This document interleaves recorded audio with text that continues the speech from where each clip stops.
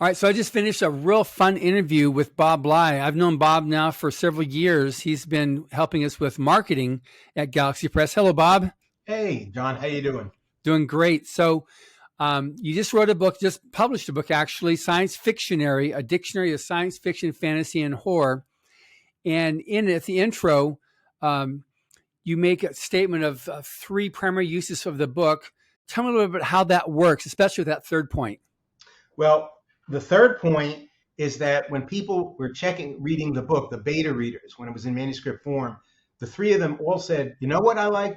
I read through this book and I made a list of 10, 20, 50, 40 books that I want to read and I haven't read. So one of the things is it tells you about books that are out there that you probably would enjoy, but you never got around to, and now you can go back and find them. And when I wrote it, that was more true for me than probably anyone else. I said, I can't believe I didn't read all these books that I'd heard of, some I hadn't.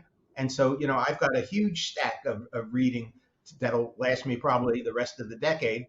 So that's one. The second one is its nostalgic appeal. People love nostalgia. Like one of the things they sell on Amazon is CDs of old 70s, 60s, 80s TV show themes. And they sell well because people love the nostalgia of them. It's the same with pop culture. When we talk about Star Trek, The Munsters, Dracula, Space 1999, Speed Racer, people remember that from their younger days or their childhood, and it's a pleasant thing. People enjoy the pleasantness of nostalgia. And the third thing is its explanation, its definition. For example, you've heard of, I think you probably have heard of the novel Flowers for Algernon, Daniel Keyes.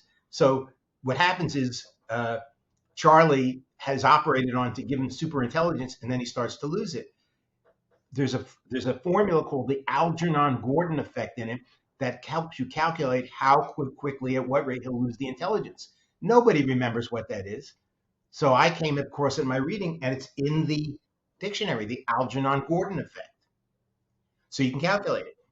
Absolutely. This is really good. And you also, the warp speed, I had no idea. And we're not going to say what it is here because you got it defined in your book there. I was like, I had it totally wrong.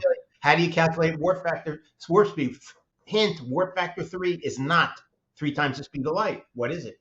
I know. I was like, wow, okay. That was amazing. So, and then the final point of this thing too is what makes this book different, or I guess better for use research wise than just going to Google? Well, one reason is that when you go to Google, you have to know what you're looking for, and you don't always. With a dictionary like this or any kind of book, as you leaf through it, you find all kinds of stuff that you didn't think you were looking for. But also with a book like this, when you look up your entree and you look up warp factor, you notice on that page there's were alligators, W-E-R-E, were alligators, werewolves, but alligators, and other things in the W's, wubs, which is I think a Philip K. Dick. I don't know if you remember that story, the wub. And you find all stuff that's interesting and it catches your eye, and you start reading and paging through it, and you get all sorts of stuff that if you just went to Google, looked it up, and left, you don't get that learning or enjoyment. Yeah, so it's I think it's something that I'm really looking forward to, and you'll see the book right here when you look at the at this video here. You'll see the book itself. And where do they go to get it? They can go.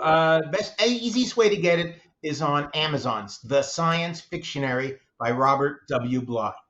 Great. Well, thank you very much, Bob. It's been great talking to you. Thank you, John. It was my pleasure.